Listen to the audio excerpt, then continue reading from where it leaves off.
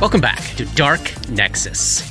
Tonight, it's Act 2, Chapter 39. We're picking back up. Nice. Right where we left off. It is the 4th day of Neth. We're on top of the hill there overlooking the Sullen Starling down in the harbor, the town. Oh, and we're overlooking what remains of Dr. Bergman Trice after the party murdered him a second time. I take umbrage with the word murdered in this case. Also, this was clearly self-defense. I wasn't there the first time. It's true. So let's see. I believe Tima is still active. And you want to put her away there, Katie? I mean, I like to stay, but Dora has different ideas. Mm-hmm. So Dora is going to make a concentration check. Excellent. With a DC equal to 10 plus caster level, that's 14. Let's see what happens, Dora. She doesn't always make this. No. I like it. It's not a gimme. She just makes it. Oh, excellent. Ooh, what happened? No. And speaking of checks, I did realize as soon as we finished last week that the Revenant actually has spell resistance. But the nice thing about those rolls, which we are now doing for the most part inside Roll 20 this season, is that those rolls were made and Dora did indeed pass both of those. So Tima did. So the Revenant was slain as described. Tima just willy-nilly spending Dora's shame points. Yeah, there we go. So now that we've saved the town of Thrushmore, Let's move on to greener pastures, huh? let's take a bath and get some beers. So as we're literally all sort of like, the three of us at least, that are all covered in the gore of Dr. Bergman Trice, Roni looks over at Grip and says, I hope this face is starting to look a little better. As he wipes away. I'm still very confused, but I'll get used to it, I suppose. Fair enough. Dora turns and looks at the Stella, which is why we came here. Ray offers to heal Grip. Yes. Grip will allow it. Roni is reaching into the handy haversack to see if there's anything at all to wipe all of this gore and blood off of himself and off of his friends. Tattered remnants of Dr. Lissandro's curtains are probably still tucked in there. There you go. She had some massive fucking curtains. I'm going to hit the Wand of Cure Light Wounds on you a couple times just to use up those charges, if that's okay. I'm sure that this is probably a no, but does Dr. Bergman Trice Revenant at large have anything at all other than like the tatters of clothes that he's been wearing for the past 3 years? No. Thank you. You already stole that stuff the first time you killed him. There we go. That's what I assumed. I think we've already spent that money. Yeah, that money's been spent. 15 so far? How are you there? So I'm at 34 of 46. Keep going. Yeah. I rolled well on these next two hits, so that's 18 more. I'm at full. Great. Fantastic. Thank you. Can you give me some spell slots back? I don't have a wand for that. So Ray magically knits up Grip's vicious claw wounds all over his body, all over his face, and deep gouges dug into his neck, where the Revenant was throttling the life out of him. And then we turn our attention back up to the Star Stella. Points, so many points. Star has so many points. Why are there so many points? So this towering 12, 15-foot stone monument, largely cylindrical, but a big chunk of the top half is cut down its plane, so there's a flat surface with this very intense, the longer you look at it, almost throbbing feeling. 1, 2, 3, 4, 5, 6, 7, 8, 9. It's like an 11-pointed star. It's very strange. And then all these other symbols etched all over the front of it. And as I described a couple sessions ago, even though it's a murky day, it's gray, clouds in the sky, drizzling a little bit, the stone is yellow, and it seems, it's not glowing, it's not radiating light, but it seems to have a sheen. It seems to be brightly colored despite the environmental conditions. Ray's going to detect magic. And Dora will detect psychic significance. And Roni's going to just kind of go up to it and start sniffing around and checking it out, seeing if he is able to see anything or use any of his various knowledge skills to gain any knowledge about it. Great. Ray, you open your senses up to the presence of magical auras, and you are immediately confronted with a sensation you have yet experienced, which is viewing the radiation of magic off of an artifact. The potency level of the auras coming off of this thing are, according to the book, overwhelming. Oh boy, be careful. Yeah, so the first time that Ray experiences this, he has to open himself up a little bit. And I can imagine this sensation of these intense waves of light coming off of this stela that only you can see, just drive you back a little bit as you are facing something that was created with magic that is more powerful than normal mortal magic. This power is unworldly. Dora, as you open yourself up to psychic significance, she's confronted with a very similar experience of a rush of light and energy that is beyond anything she has yet been exposed to. And it's a different, you're detecting different kind of energies, and I think what you are feeling off of this is the sheer psychic weight of the number of people to whom this represents significance, and the number of unknowable, incomprehensible alien minds that may have also experienced some degree of significance, connection, etc. with it. This ain't from around here. Sure doesn't feel like it. Do we have a sense of what type of stone it is? Is there a planes check to be made on it? Let me tell you about checks. Yeah. Robert, let's come back to the question about the stone after I finish these. Remind me about it. Yep. So checks-wise, first check we can make here is a spellcraft check on Ray's part to see if he can figure out what these auras do. I'm real good at those.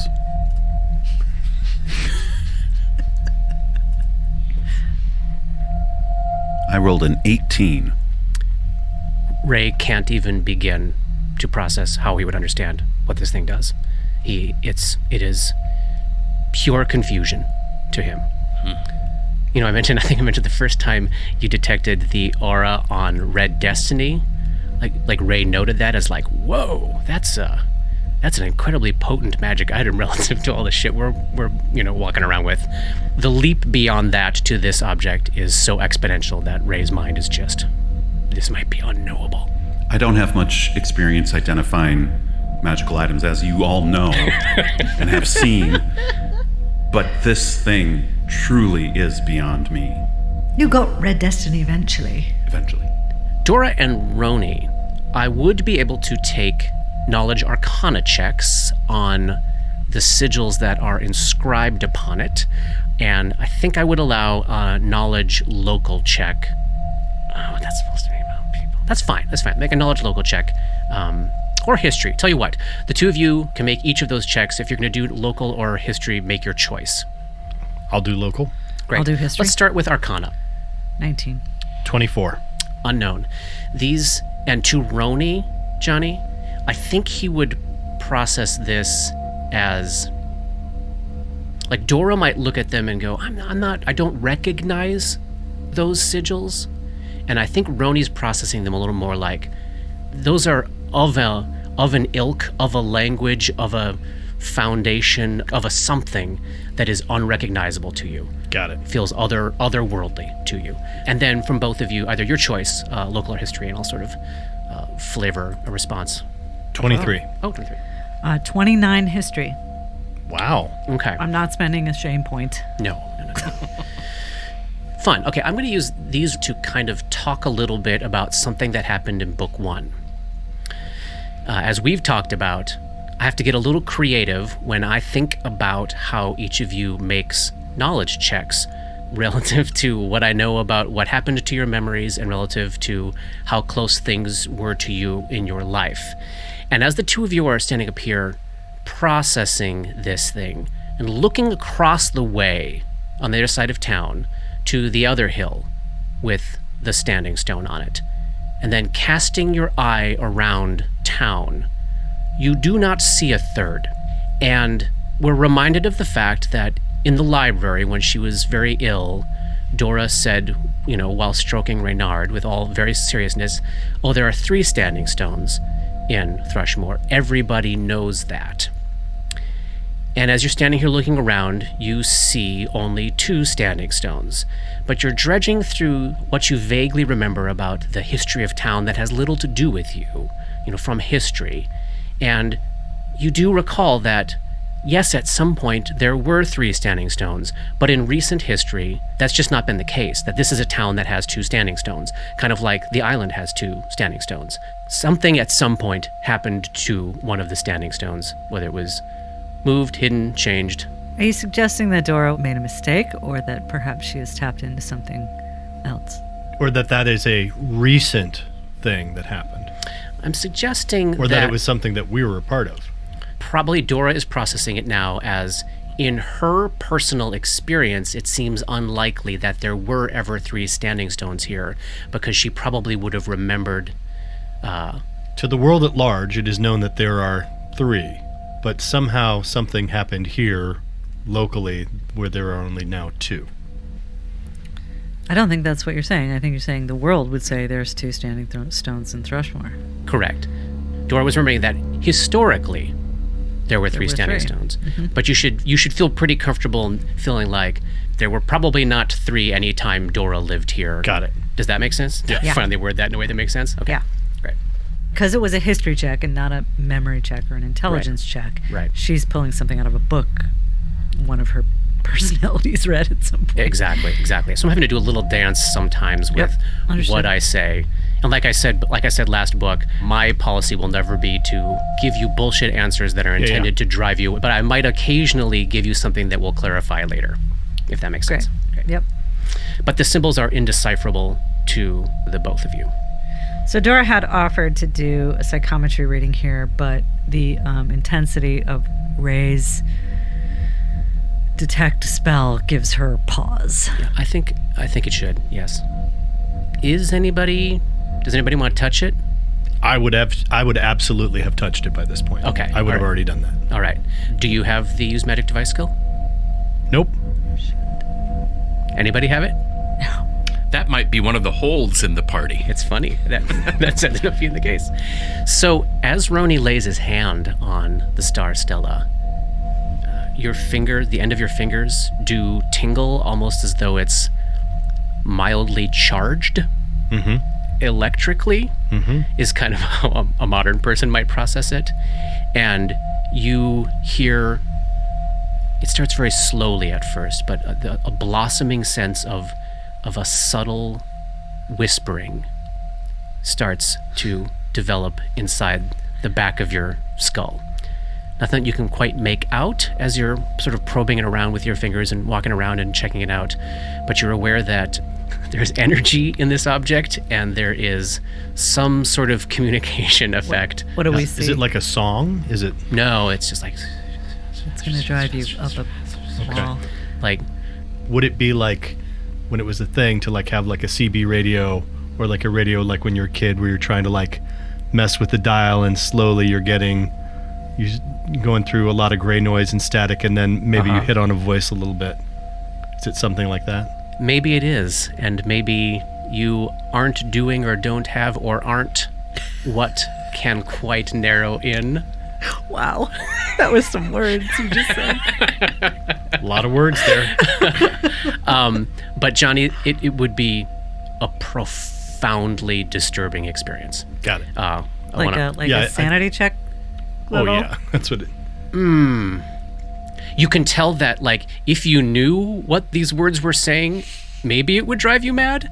But the experience is, because it's so subtle. It's so subtle. So I want to describe what you're experiencing, make sure, it feels unsettling, but it's not, it's the CB radio thing, right? Like you haven't quite locked into the frequency. So when he touches it and starts to feel that kind of thing, he pulls his hand back real quickly, and then he kind of looks around at everybody to see if they saw him do that. And then he kind of steels himself and puts his hand back on it like he's tired of running away and tired of hiding. Excellent. To just see if he feels anything else. And feels the same thing. Great. The same thing. And the rest of you observing this don't see any visible effect. There's no like extra light or anything like that. Do we? Is it mundane stone that this is made out of? Thank you.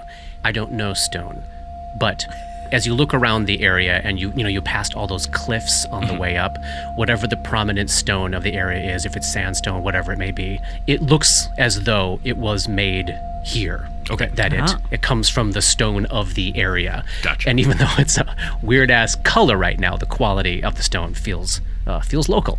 Okay. Can I make an engineering check to figure out how hard it would be to break this thing? DC 1, wicked hard. Not that I'm going to, but he's just looking at it and wondering about that. I don't think you need to make a check. Like, assuming, like, take out the supernatural and magical component. Mm-hmm. You get a hammer, a chisel, you get a sledgehammer, you get a whatever. You could probably smash it down. But, as a group, processing what Ray learned about the fact that it's an artifact. Oh, knowledge arcana check. All right. 21. That'll do it. As Roni's pondering this question, he does recall that if it is indeed an artifact, as Ray says it is, that artifacts are almost across the board completely indestructible, except for one specific thing. Think about like the ring in Lord of the Rings. Like if you drop it in the volcano, or man, then it'll be Probably not a hammer and chisel. probably not a hammer and chisel. Got it. I'd love to read. I'd love to read to you what it would take, but we don't know that yet. Is it the same yellow as the city in the prologue? 100%. Haster yellow. It would feel. Is that the name of the crayon? Haster Yellow. The king and Haster I yellow. like this though, Katie. I like this. So, pondering that question, as you do all look at it, I think each of you, in your own way, in your own time, would start to feel like.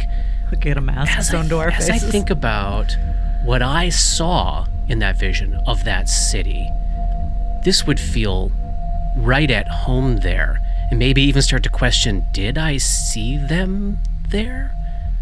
I'm not entirely sure. Are they there and here? Maybe, yeah. Is this a thing you think you would all be talking about? Yeah. Yeah, we think are so, on a yes. large hill, yeah? Yeah. So can we look down into the town from here? Yes. Does the layout feel at all familiar from that? No, but I'm glad you used a word, layout. Mm-hmm. I'm going to piggyback on. As you all start to talk about this experience of like, yeah, this thing feels right at home with what I saw, you do all come to the discovery that you did not all see the city in the dream in the exact same way. So like Ray... We're not on the same floor plan. Right, like Ray talks about, I went this way and then I saw a wall, then I did this. And in Dora's memory, it was like, no, there was just this body behind me and then I went this way to an alley where I eventually found Gull, but Gull described going this way, and Gull threw a thing he threw his torch into a tall building right beyond the Tatterman. Well, there was no tall building there, Grip is thinking. Like on that side, there was just like a one-story shack. The tall buildings were behind me. Because when we were 9, we were all in separate places. Maybe so. Maybe so. And it's hard to know exactly for sure, of course, what pieces of what you were experiencing were dragged in by Oliver Zandalos, what pieces were, your own mental state, or what pieces, if you were experiencing this city. Knowledge... What? Planes? Arcana. Fucked up. That feels plain. Well, wait, you tell me. It's It's not planes. Why can't it be plain? Oh, Doesn't matter. It's the same roll. 15. 16.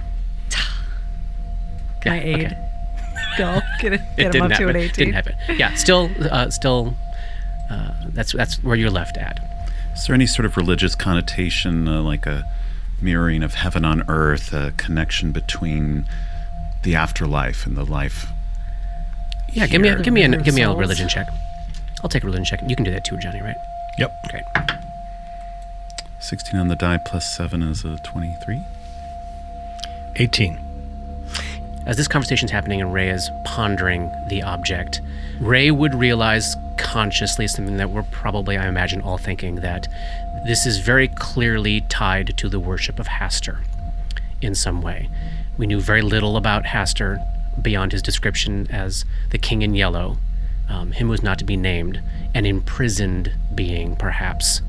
But sort of pulling those memories back into this moment, staring at it, this feels like an object tied to his worship. And I think, maybe it's just his goth nature, but I think he would also process this as an implement of life or death in some way. That his brain would be kind of jiving on that, but not quite high enough to get any detail beyond that. Roni is pondering if this was like an escape hatch for Hastur. Like this was a way to get out. This was them trying to figure out, like some of his servants going, okay, this is both a way in to send food or worshippers or whatever there, and then also maybe a way ultimately to get out and bring them here. But right now he says, I think maybe we should get going. I want to get this thrice stink off of me. Yeah. We should go see Sadie Rents. She might be the only person in this town who knows what's going on. Unless we want to see Berwin Kissel, your assistant. Up at the fort. I'm not quite ready to go there, I don't think. Sadia does present a more neutral option, we think. I'm a little bit nervous of walking around in town at all, regardless of where we go, because I'm going to attract attention that I have not quite decided what the best way to handle that attention is going to be, right? Yeah, I do want to talk about that. You do right now all look the way you look. You look like yourselves, in different gear than people would probably be accustomed to seeing you in, and filthy and disgusting and still covered in dried bits of gore. But you do look like yourselves. Is the plan to stroll in, see what happens? On our way here, we passed by some abandoned buildings, the bookshop. Might there be I know this doesn't sound like a good thing to do, but could break in somewhere, get ourselves cleaned up, maybe find a change of clothes. A change of clothes is not going to solve the ultimate problem. But it will feel nice. I can change my appearance briefly a couple of times today. How long does that last? Just per level? minutes per level. Yeah. Could be useful. I mean, I don't think there's going to be a way to make me look like not myself, so we may as well just resign ourselves and... Well, we should talk about what we might say if confronted. I mean... You have the option of exerting your authority. Honestly, I have a feeling that would probably be easier to pull off than trying to explain Or pretend. what everything is. I'm not the person I was. Well, of course, are they going to fucking believe that shit? I don't know. Simply trust me. Ray, So it might be good, I'm sorry to interrupt there, son, but it might be best for them to think I might just hold off and put my fist through their fucking face, and if it gets them to leave us alone. Indeed. However, that might make them not willing to talk to us and give us answer questions that we want answered, right? Well, we're talking about getting around. I think between the two of us, Grip, we could put off a pretty intimidating aura and can at least make our way from one place to another without being harassed by regular town folk. Then we merely have to work out how to get people we want to talk to us. I got a way to do that. Well, Does it involve torture? Just out of curiosity. No, All right, well, I'm on board. it does involve this. And I pull out Winter's badge. The badge of a royal accuser. I think we likened them to SS security intelligence officers. But there's no reason to believe that anybody here would not be recognized. Right? No, but we say before the Baron took off, we were made accusers. And you're going to help us. So long as we don't actually hurt people if they don't tell us what we want to know, I'm all right with any plan. I'm not interested in hurting anybody. But our tactic then is to intimidate and deceive? I think only if... let's not just walk right in and start, throwing it around. Let's see But how we're if perceived. we are accosted, if we are approached, then I think we're going to be more efficient, more effective, rather, with a stick than we are with a carrot. We don't really have any carrots anyway. No, I would love a carrot, though. I'm starving. Not on your filthy sack. We got to figure out what to do for all those people in the boat. Yes, about that. In the light of day, I'm a little concerned that we were hasty in trusting the people of the ship. From where we are, can we see the ship? Yep. Is it docked? Yes. Does it look like it's getting ready to move away or in any way, Looks shape, or exactly form? as you left it. At this point, because you know the flow of refugees was still going deep into the morning, so you're probably seeing a bunch of people up on deck, maybe stretching out, washing off, breathing the air that's not filled with fog and ghouls and stuff. Things look pretty calm down there, even to Dora's eye. You have fair reason to be paranoid. Where is Rent? I will put, because it would have been described to you easily by Captain Freeling, I will put the Sleepless Agency on the map for you. Boop. Everybody see it? Yep. And where would the smithy be? Binter's Smithy is to the west of the other Stone Stella Hill. I'll pop that on the map for you. Let's see, what else would be prominent enough that she would have told you? Well, she would have told you she would have easily been able to tell you where the Farazman Church is in town, kind of directly south of the smithy. You can see it right there. It's called the New Chapel. There is an inn in town called the Silver Wagon. It's at the base of the hill below Fort Hill Course. I just put that on the map. And there is a bar called The Stain. And that's on the west edge of town there. That is the best named bar I It's- have ever encountered in the game. I'm willing to bet that I probably am like a part owner of that or something. Johnny the player is interested in going to Binter's Smithy because Roni is at a level now where he can actually transform his alchemical torch from a regular alchemical torch into a masterwork alchemical torch nice. for a mere, I think it's like 150 gold pieces or something like Look that. it up. Do you want to go back to the Starling just to check it out before we do anything else? It seems to be something that you're hinting at, Katie. You can go back there, detect thoughts, ask for any sort of credential Where's your credential? other than Dabwick's. We also talked about, and once we do that, we could say, And maybe to here's give a some money warning to to- go and get some food for everybody, kind of thing, if Yeah. we want to do that. You could pop off a quick detect thoughts. Yeah. That's sort of what I was thinking. You mean like the 40 gold pieces you have on hand or something? That's what Yeah. you're thinking? Okay. Yeah. How about we do a quick check-in at the Starling, give him some money. Dora Detect does thoughts. a detect thoughts. And then I think before we try to accomplish anything, we should see if we can get a room, and those of us that are gory can at least clean the gore off us, because So now that you're on top of this hill, you can look down, like sheltered in the nook at the base of the hill on the south side. There is an actual stretch of beach down there. It's not too far from the ship. It's just out of view from the ship.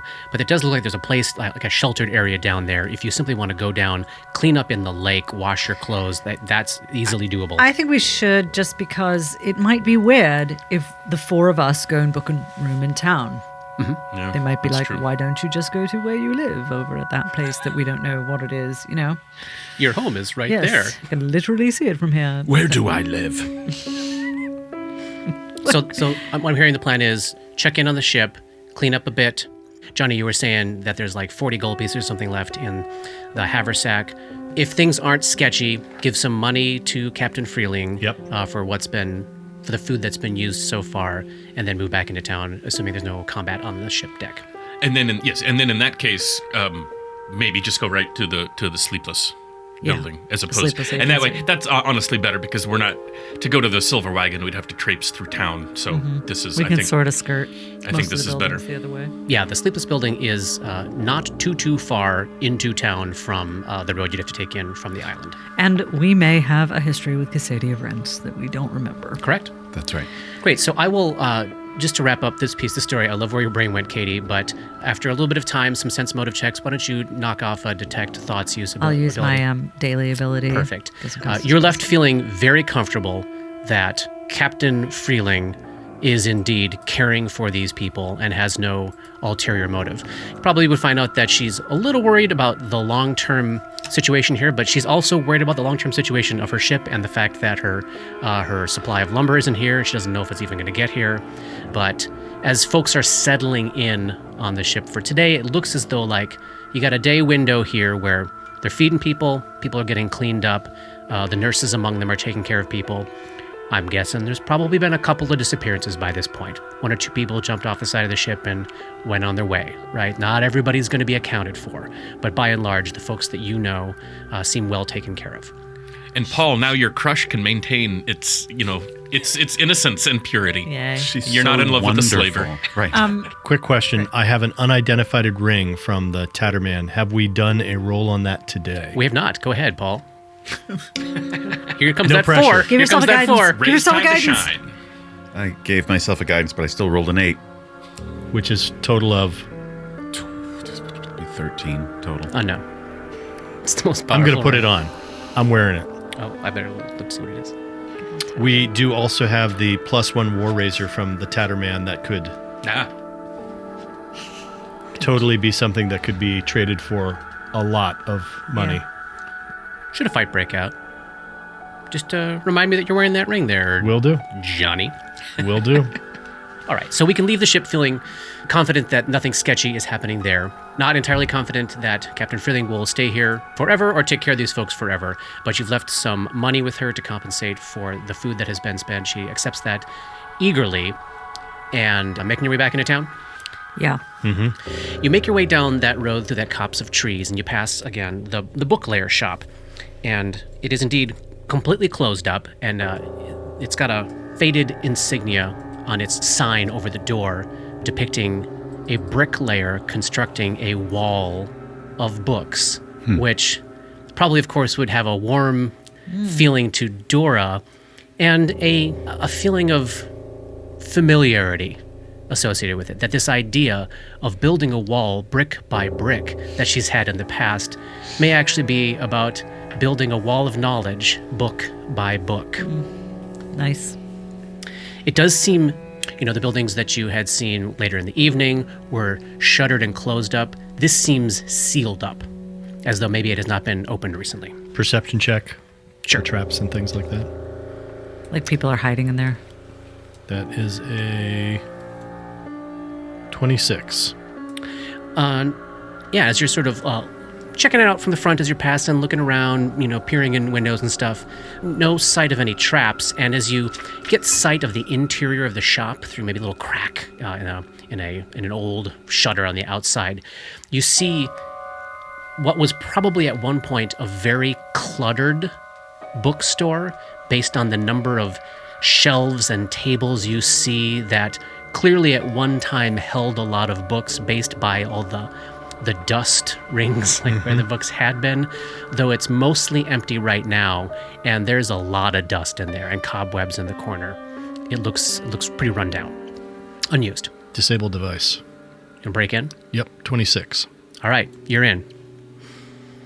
It is empty and abandoned. There's some books left lying around. Without making any rolls, you could tell probably the least valuable of whoever's stock this was.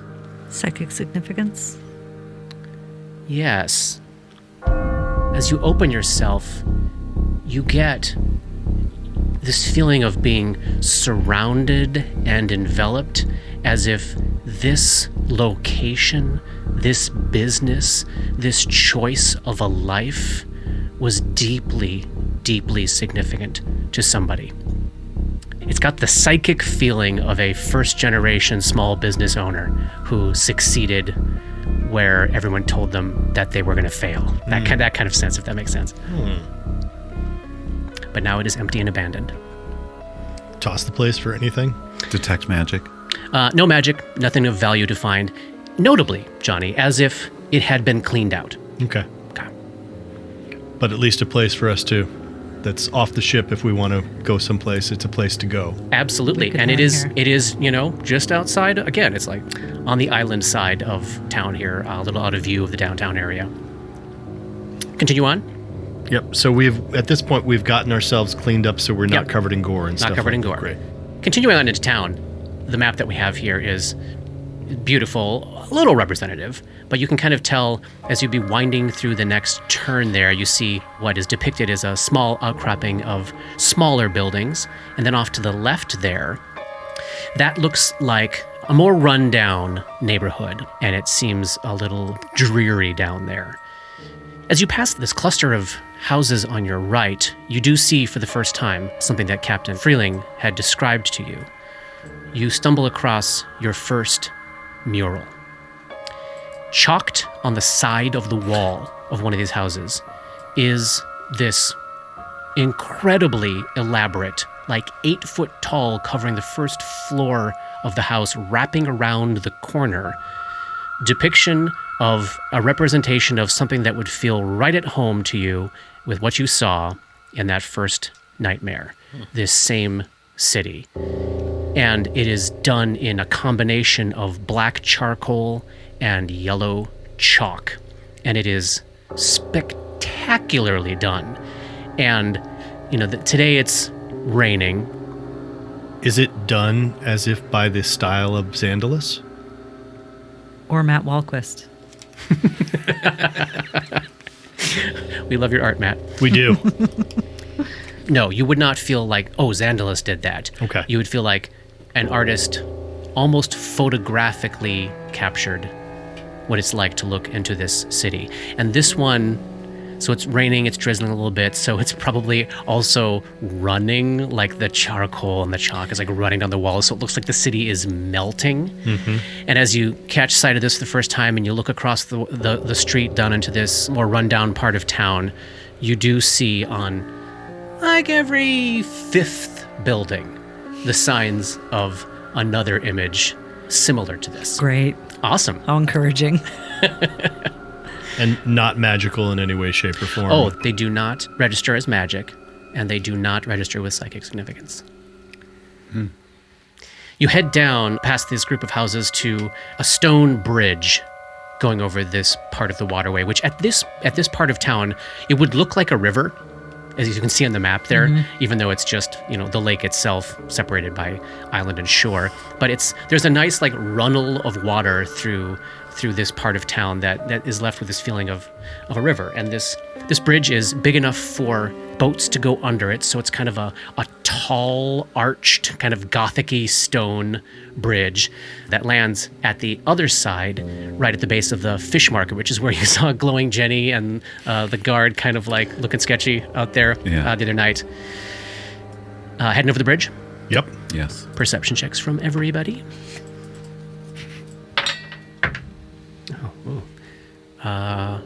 Grip. 11. Dora. 22.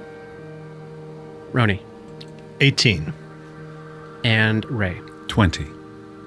Maybe by pure matter of coincidence, Roni and Grip are on the left side. They're looking kind of to the northwest there, and Dora and Ray are on the right side, looking down to the southeast. And there is another little peninsula jutting out from the land there that has a few houses, including kind of notably one house all by itself at the end of this peninsula. Can you all see that one there? Mm-hmm. Might have just caught your eye there. And near one of these little islets, very, very small islands, maybe just about like 20 feet wide, you do see the two of you. You see what looks to be something on the side of the island. It's kind of scanning the area, looking up to the hill where you just fought the Revenant, and looking around, and you only see like the top of the head, so they're underwater. And I'm sorry, we are on the bridge. You're on the as we bridge spot right this? now. Okay.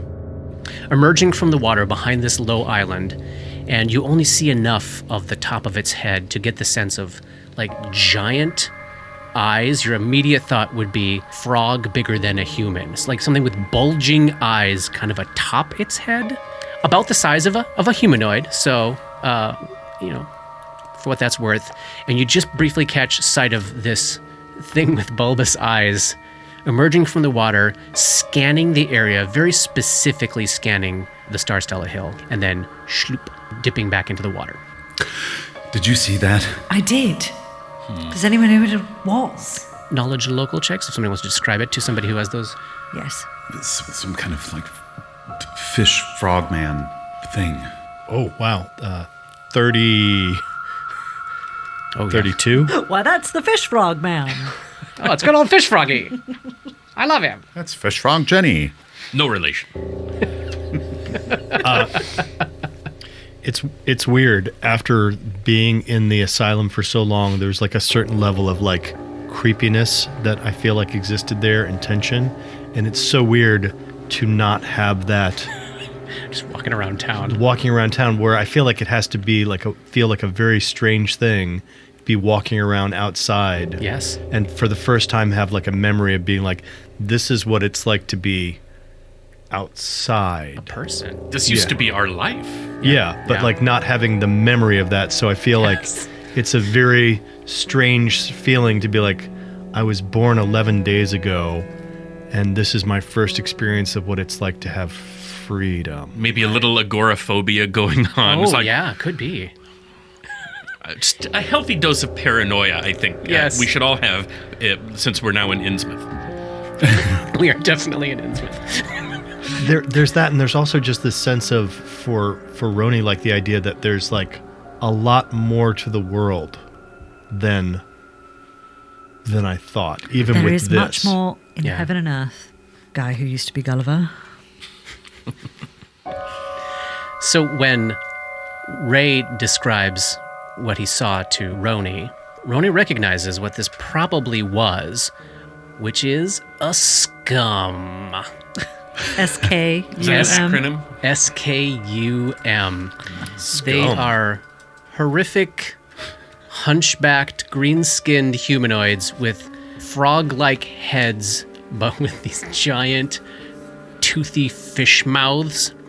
And with that check way up in the 30s there, Johnny, you'd sort of know a little bit about their history. They're very, very ancient. They were created thousands and thousands of years ago by the Aboleths when they ruled the world, those giant, like, brain-control-y fish monstrosities. Jeez, okay. They were created as warrior slaves to wage war upon the land by these fish overlords. The Aboleths are gone, but they were left behind, so they exist at the bottom of the biggest lakes of the world, at the bottom of the sea. They do not age, and barring death by disease or violence, they can live forever. But this near immortality is crippled by the fact that they are incapable of reproducing among themselves. They're all male. They were designed that way to be essentially like cannon fodder. So they take out their rage and horror with their painful bodies and their never-ending lives by enacting hard. Great. That's what you're Toothy looking fish mouth. Toothy fish mouth. Baby fish mouth. at. Continue on. Yes. I mean, sure, it's just one more fucking thing. Scum, whatever. Adding Johnny to your sense of growing dread around each corner as you are in a larger space, but things are going to start to see some weird shit. So we're gonna veer to the right off the bridge, right? And Yes. take that side road and avoid. Yes. So as you hit the bottom of the bridge there's kind of a little square there in front of the fish market, which you can see as whoever described it. I don't remember if it was Dabwick or Captain Freeling, but kind of a large open atrium that's designed to hold a whole bunch of like fishmonger stalls in there. And you see a smattering of folks in there. They're all going about their business, and a smattering of customers. Nobody's particularly noting a group of people coming off the bridge just yet. As we hit the base of this bridge, you can see that you are on what is labeled Market Street. And Ray, you have an experience. As you look to your right, down the road which you had just decided you were all about to walk down, you are thrust back into one of the brief nightmares you had last book of walking down a street trying to chase yourself to get yourself to stop, you were almost exactly right here. Though in the dream, of course, there were no people around, but you can tell that you were passing the base of this bridge, heading down Market Street towards the right, maybe towards the end of Market Street, as we learned about in one of the psychometry visions, where Dr. Vaticus had sent very young you. Ray spits. So this house is the one at the end of Market Street? Don't go down there. That place is not for children. Market Street continues all the way down here, past the new chapel, all the way out to the end of the third island there. Wow. What did that vision say? To the witch's house? The Wailing House. Wailing house. So somewhere over here is the Wailing House. W-H-A-L-I-N-G or Blubber. W-A-I-L? W-A-I-L. The House of Screams. Not the house where they catch fish. No, not the fishing house. The Screaming House. Come on, what AP is this? Continuing Are there on lots our of way. people out and about near the fish market? I'll say this. If you decide to go left, like towards the fish market and up that way, people will be unavoidable. If you go to the right, towards where you're planning on heading, it's mostly just residential buildings on this part of the road as far as you can see there, and there's nobody out and about at the moment. Looks like pretty easy to keep a low profile for now. Yeah, that's the plan. All right. We make our way down to the Sleepless Building. It is a fairly large, legit full-on two-story building. You know, as you're seeing a lot of these buildings up close, a lot of them have a roof that is so peaked that it seems to be 2 stories. This building is actually 2 stories with a high-peaked roof above that. Quite large. And it's all black with a red roof. There is one door on the ground floor, and it is closed up, and the shutters are closed on the building. Shall we knock? Bang, bang, bang, bang. Who is it? Sounds like a young woman's voice. My name is Dora. Looking for information about what's going on in Thrushmore. You hear the unlocking of many locks on the inside, and the door opens to reveal a young human woman, baby face, probably in her early 20s, but could play a teenager in a John Hughes movie or something in the 80s. You know what I mean? Yes. So she looks quite young, dirty wavy blonde hair, and she's got a dagger in her hand, and she's wearing leather armor. She looks up at the 4 of you. Holy fucking shit! She closes the door, and you can hear her scamper back. And that was in response to seeing... Now, this wasn't just a Grip. This was seeing Grip and Roni. She moved quickly. You didn't hear the door get relocked. I'm going to open the door and step in. I'm going to let them go ahead. Who's following right behind Grip? Me. And then? I suggest Dora first and me in the rear. Bringing you to a new map here. Ooh.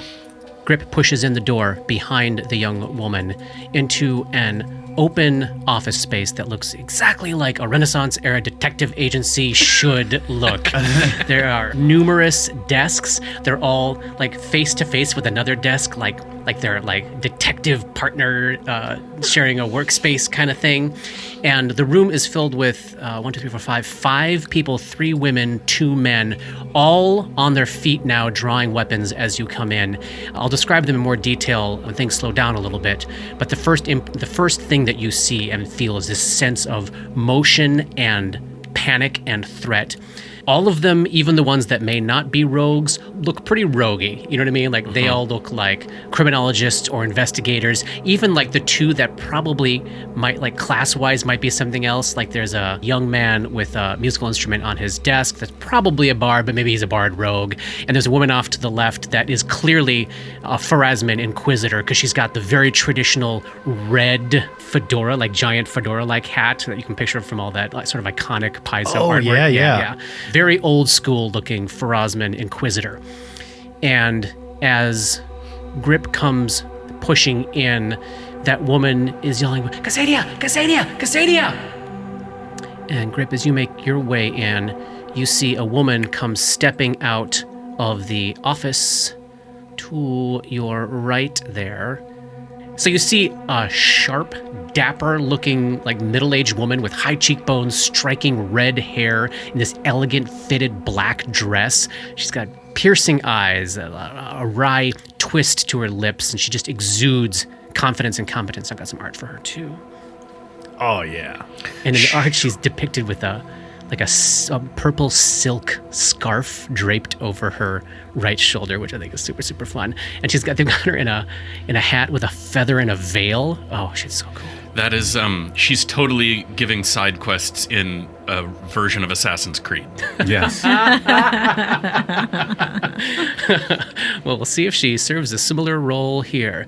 So she comes out of the office, dagger in hand. What's the meaning of this? Well, well, well. Constable, where have you been? Well, I've been on the island now, haven't I? What island is that? Briar fucking Stone Island. This huge grin comes over her face. You were locked up, huh?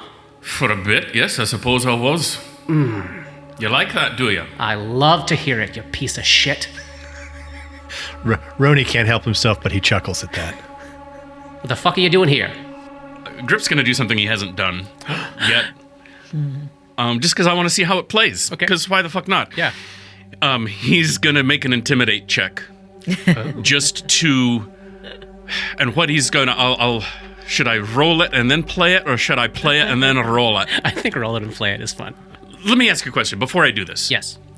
What are the consequences? Yeah, what is it? I guess, before I just cavalierly start doing this, like, what do I... So what I want to do is try to make an intimidation check to just make... To say we're not here to fight you. If everyone will just calm down for a second, we can explain. I'll do it in character after I roll, but like that is that something intimidate can even be used for?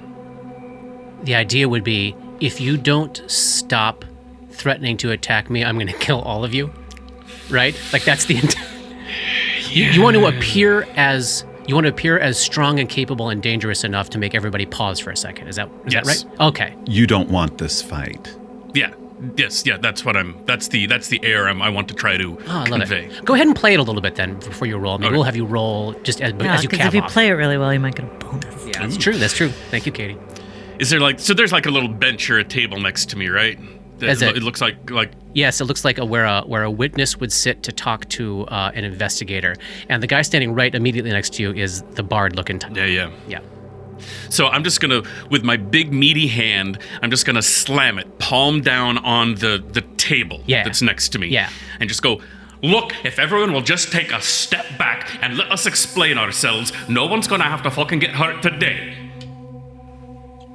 Okay, I like it. Roll it up. Come on. 17 on the die plus 9 for a 26. Oh. Wait, is that right? I think that's right. I Look think I at just the read. brawler using his skill. Yes, plus 9. Yes. That's a first, isn't it? Yep. Yeah. I love it. Everyone does take a step back and calms the fuck down for a little second here, except notably this inquisitor in the red hat. She does not flinch at all. So the inquisitor is staring daggers at you, and Cassadia like, all right. We're not going to set our weapons down. See. Yes. This is fantastic. I love this. But if you've got something you want to say, spit it up, man. My time is valuable, and you're worth nothing. That's fair. Look, we've all of us been in the asylum for reasons that we can go into later if you want, but they're nefarious, I'll tell you that. But we just all woke up 11 days ago in the asylum with not remembering who I was. I'm learning who I was, believe me.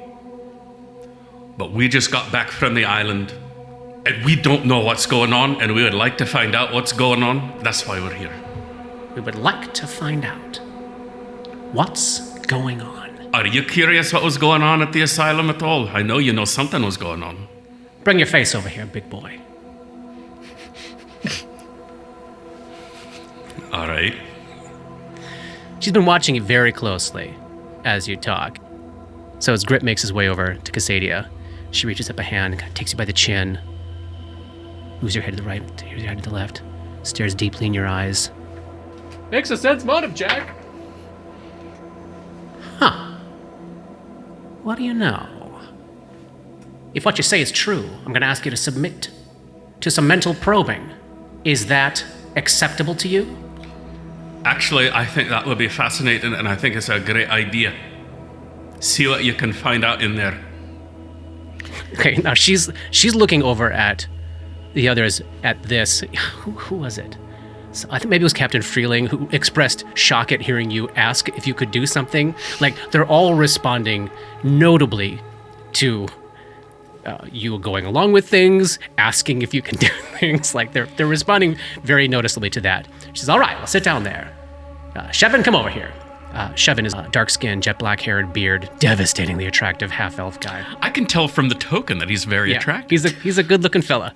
And he says, I'm going to do this. Have at it. He casts Detect Thoughts. Do you want to just submit to it? Yeah. Okay. He scans you for a few seconds there. An action that you are all sort of used to seeing Dora do, but it is noticeably different. You know, he has to actually incant. Mm-hmm. He has to reach into his, spell component pouch, pull something out. He gestures with his hands, says some arcane words, and then he gets that same look of focus that Dora gets. But he's got to go through a whole other set of rituals in order to make this happen. So you feel something knocking around in there for a little bit, Grip.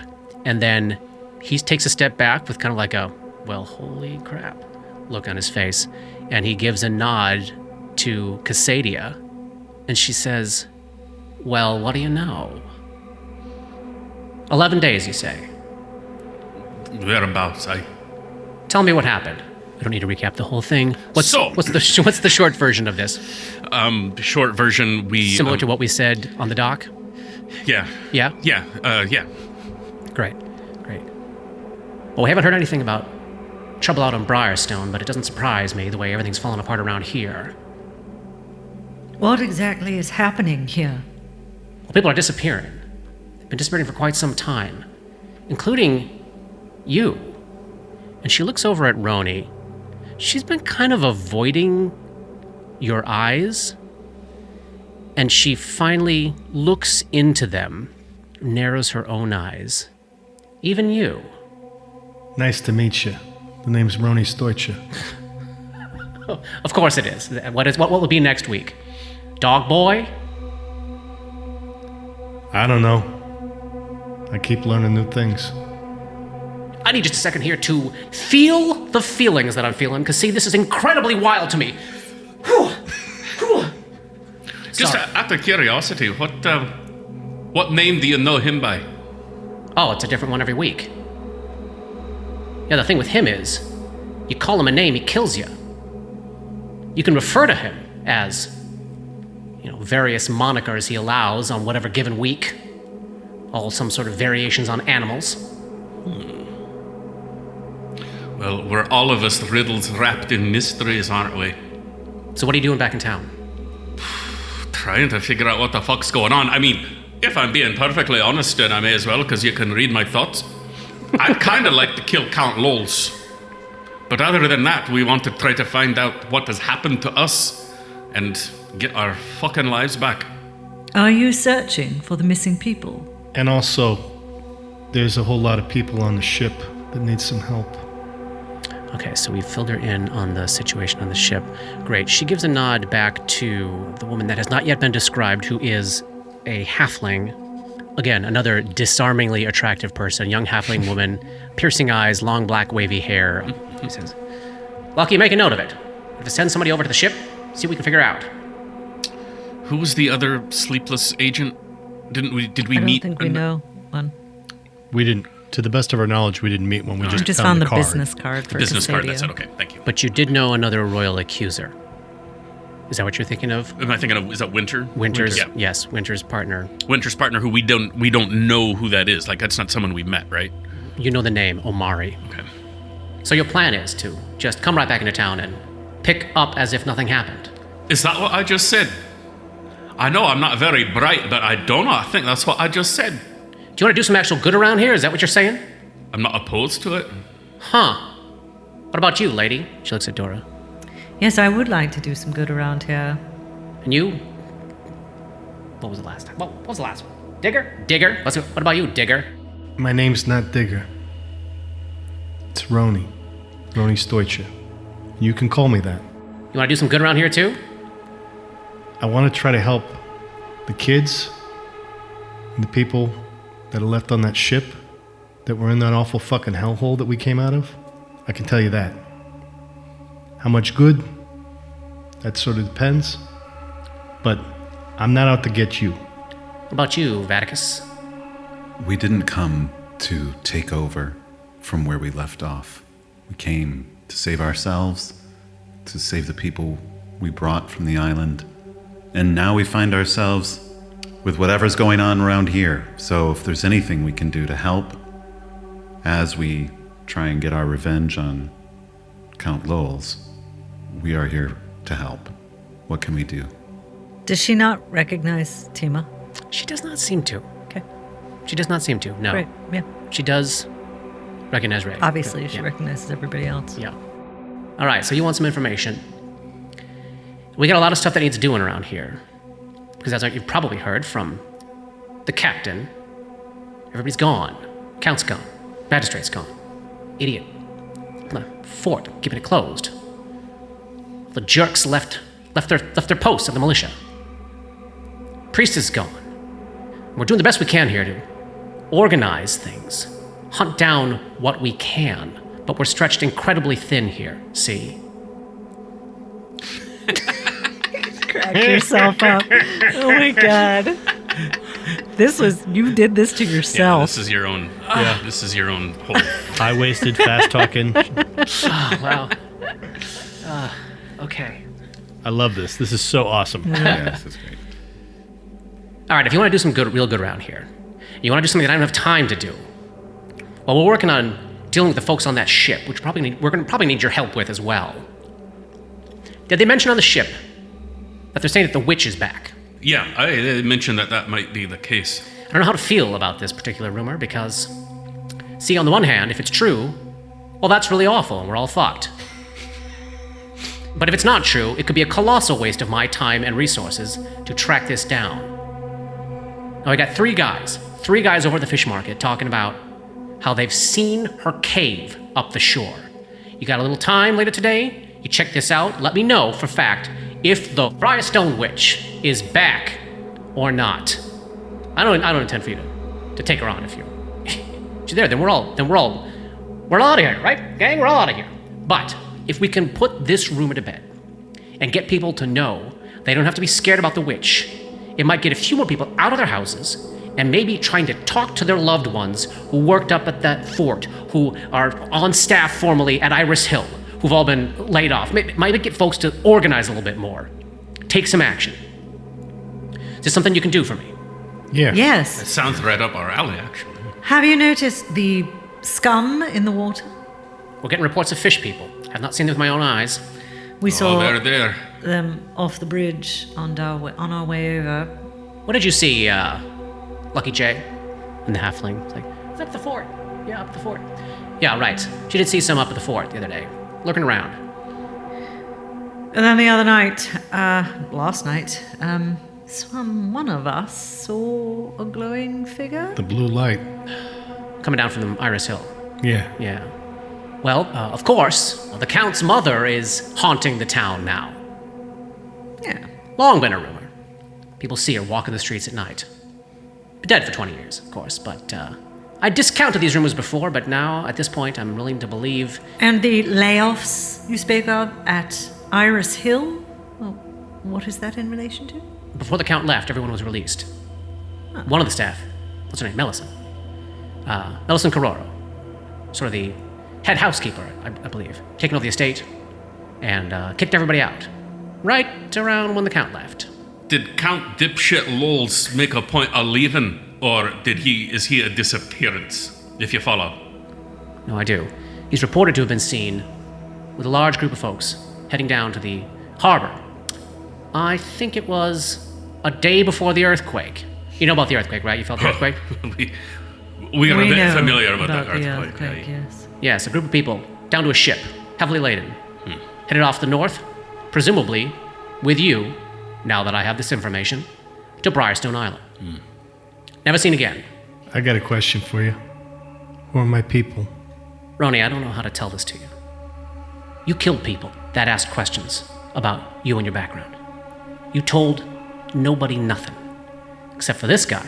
She looks over at Grip. A couple of dipshits over at the Stain. I don't know your people. I got a feeling it's Riddleport that you're from, but not entirely sure about that. No, I meant who worked for me here. I'm not asking because I want anything from them. I'm asking because I want to be prepared.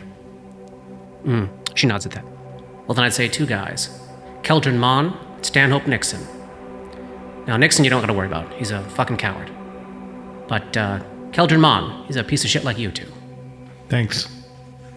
I bet that's why I kept you around, because I would never think to ask a question like that. Well, there was some reason you liked me. I said kept you around. If you. One more question. Is there any place around here where we could get a bath? Well, you could up at the Silver Wagon, but you may have difficulty getting served around here. I know this one. She looks over at Ray. I don't know he's gonna get served in a lot of places around here. He's been fighting recently. Fighting? Beating the shit out of people in bars. Oh, really? Any particular reason why? I don't know. Because he was an entitled prick, maybe? I don't know what he is now, but This is very helpful information. I appreciate your forthrightness and generosity.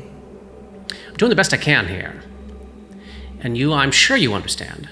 As the highly intelligent people I believe the three of you to be. She leaves Grip out of that. Wait, what? Never mind.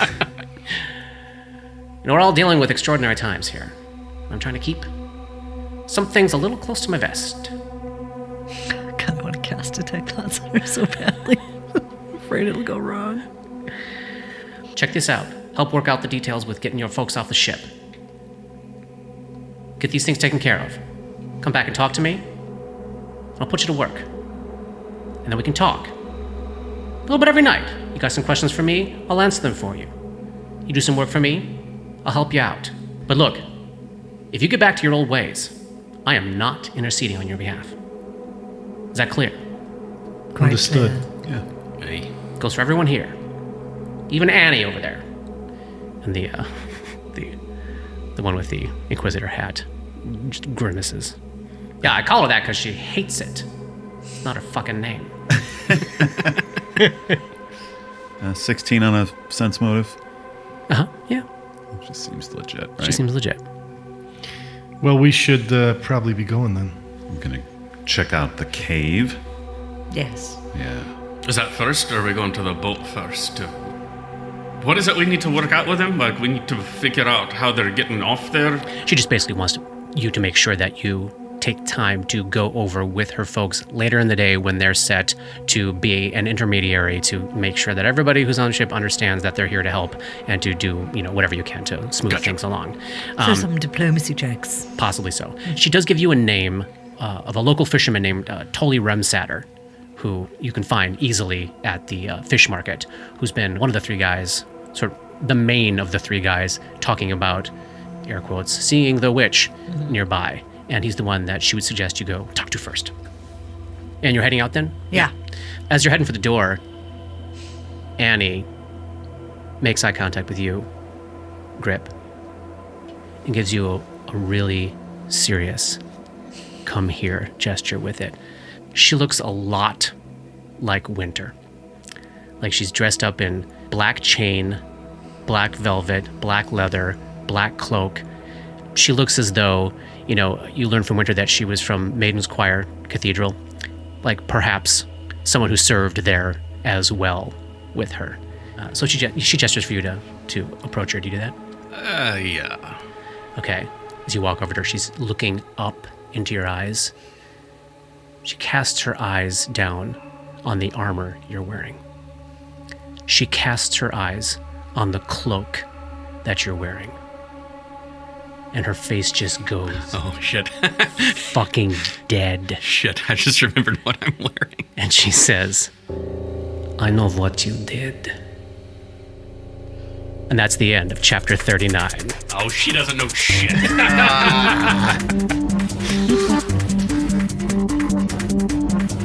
Dark Nexus is a creation of Plug and Hum Productions. This podcast uses trademarks and/or copyrights owned by Paizo Incorporated, which are used under Paizo's community use policy. We are expressly prohibited from charging you to use or access this content. This podcast is not published, endorsed, or specifically approved by Paizo Inc. For more information about Paizo's community use policy, please visit paizo.com/communityuse.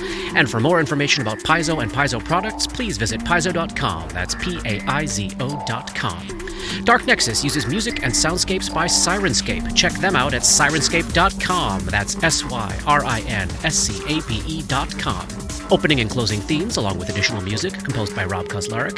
Artwork for Dark Nexus is by Matt Wahlquist. Special thanks to Toy, without whose generosity this project would not have been possible. And thanks to DMCP, Richard and Ari, Paul and Shannon, Chris, Scotty, Jason, Jess, Joe, Chelsea, Matt, Dave, Darren, and everyone we've gamed with over the years for all the memories and inspiration. WTPK. Oh, Brilliant. Love it. Tag. That was Season good. 2 tag.